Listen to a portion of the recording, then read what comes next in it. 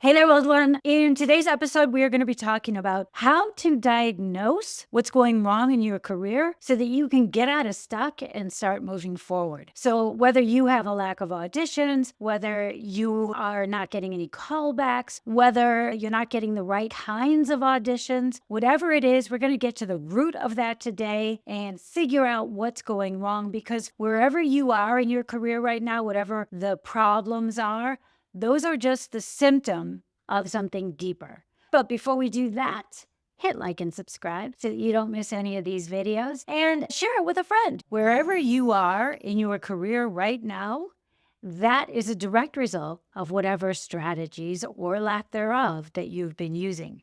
So if you want a different result, you've got to use different strategies. It's just physics, right? So this is what I want you to be thinking about as we talk about some of these root causes of whatever the symptoms are that you are dealing with right now. So let's talk about branding, because that's a big one for actors. I'm not going to get into the details of how to identify your brand in this particular video, but we will get into it in next week's video. So make sure and come back and check that one out. A lot of the symptoms of wherever we are right now are a direct result of the strategies that we've been using, and the strategies that we choose to use are a direct result of what our belief systems are. So getting to the root of your limiting beliefs, I just did a whole video on that last week called Turning Your Inner Critic into Your Inner Coach. But if you don't believe certain things, you will not be taking the actions that you need to be taking in order to get the result you want.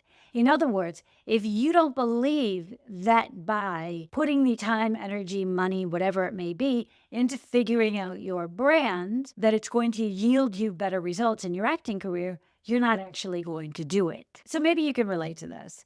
I was feeling very miscast in my career several years ago. I was getting a lot of really tiny co-starring roles, small recurring roles, always the same kind of character.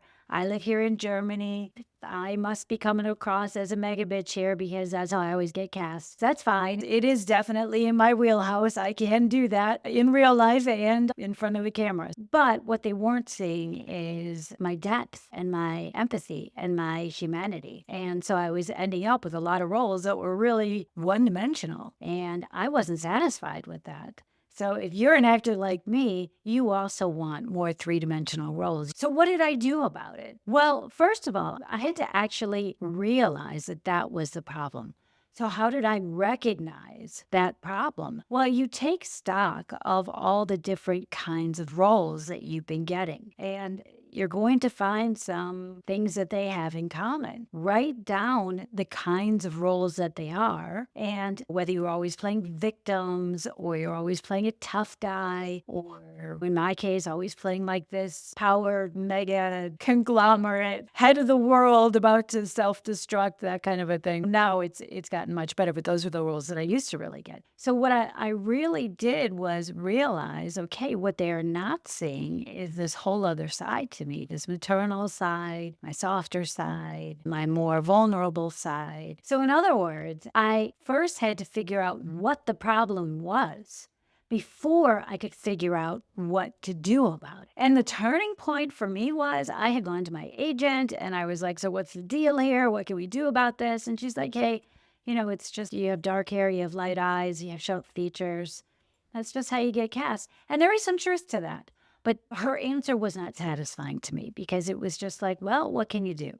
And I believe that everything is figure outable. There is always something we can do. So I really set my mind to filling the holes in my brand. And the way I did that was kind of playing the opposite to the kinds of roles that I had been cast in, but still within my wheelhouse, not acting, right? Finding things that were true within me, situations and relationships that truly brought out my vulnerability, my softer sides, and playing to those strengths. And it made such a difference.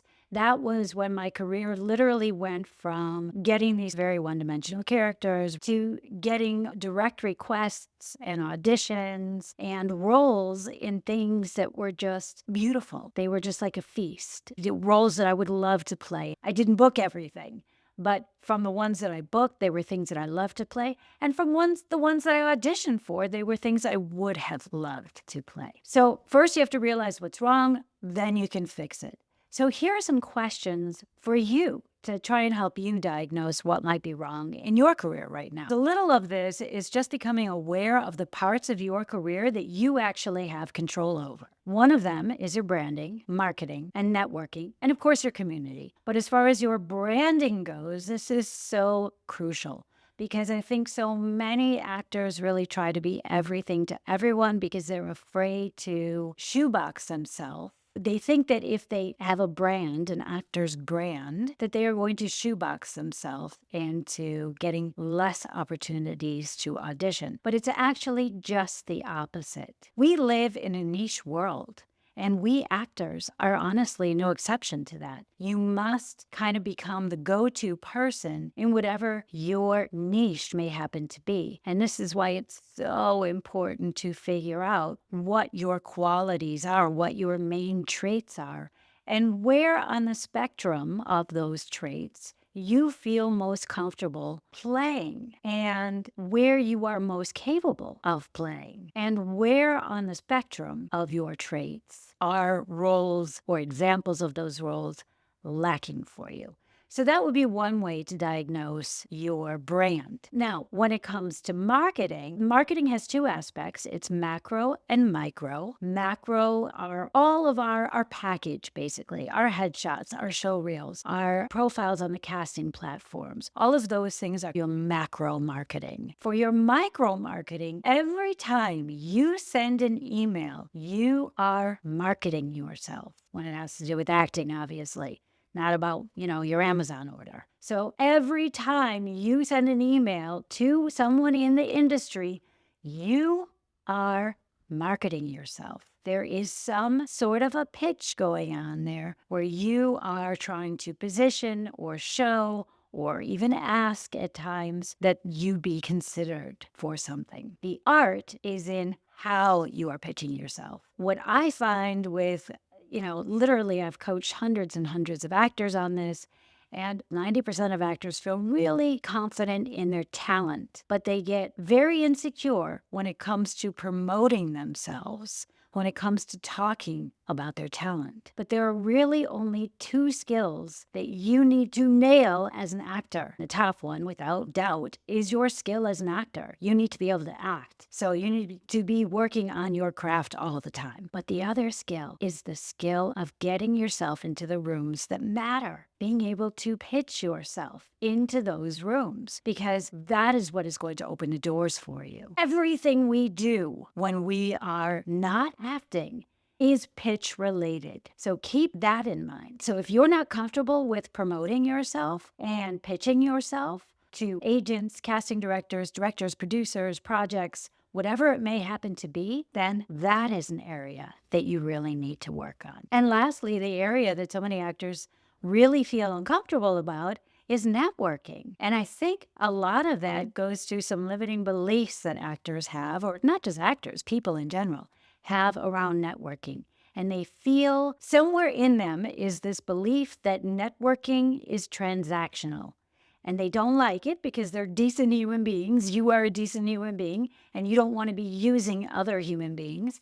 So you don't want to be transactional in the way you go about your networking. But you must nail that limiting belief. And again, last week's video on turning your inner critic into your inner coach has a lot about how to turn those limiting beliefs around. So check that out. But learning how to change those limiting beliefs to something that actually serves you is going to be much more beneficial than not. Duh. So let's just recap for a sec.